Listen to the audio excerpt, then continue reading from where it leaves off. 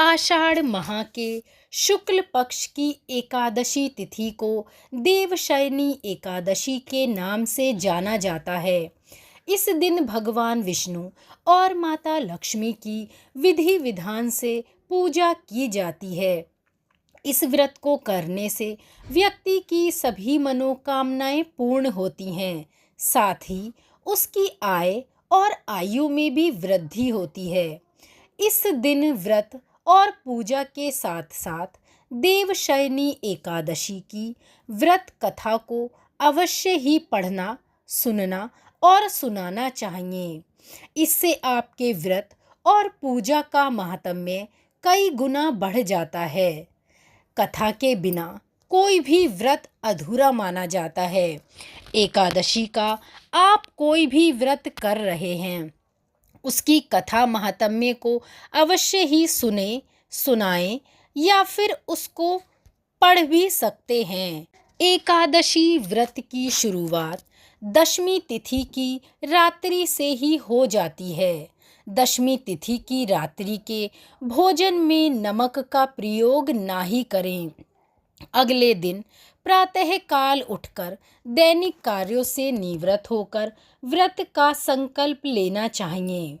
भगवान को समस्त पूजन सामग्री, फल, फूल, मेवे, मिठाई अर्पित करने के बाद विष्णु मंत्र द्वारा स्तुति करें।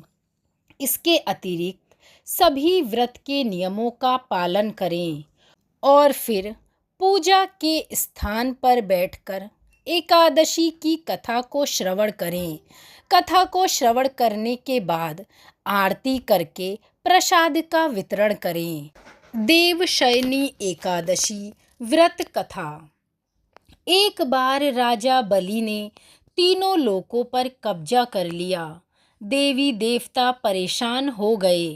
भयभीत होकर देवराज इंद्र भगवान विष्णु से मदद मांगने उनके पास पहुँचे।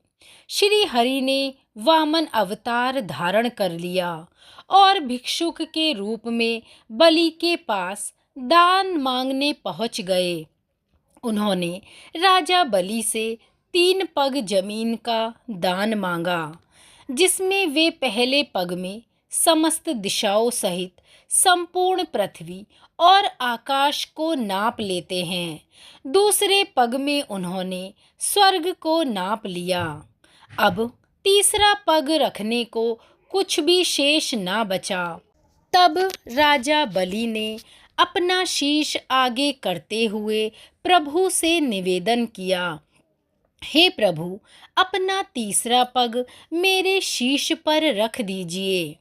राजा बलि की दानवीरता देखकर श्री हरि विष्णु बहुत ही प्रसन्न हुए और बलि के इस दान और समर्पण से खुश होकर भगवान विष्णु ने बलि को पाताल का अधिपति बना दिया और वर मांगने को कहा। बलि ने भगवान से पाताल लोक में बसने की इच्छा जताई। भगवान विष्णु ने अपने भक्त बलि की इच्छा को पूरा करने के लिए पाताल लोक चले गए। भगवान के पाताल लोक में जाने से सभी देवी देवता और माँ लक्ष्मी बड़ी चिंतित हुईं। अपने पति को वापस लाने के लिए माँ लक्ष्मी ने गरीब स्त्री का रूप धारण कर राजा बलि के पास जा पहुँची। राजा बलि को राखी बांधकर देवी लक्ष्मी ने उन्हें भाई बना लिया और बदले में भगवान विष्णु को पाताल लोक से वापस ले जाने का वचन ले लिया।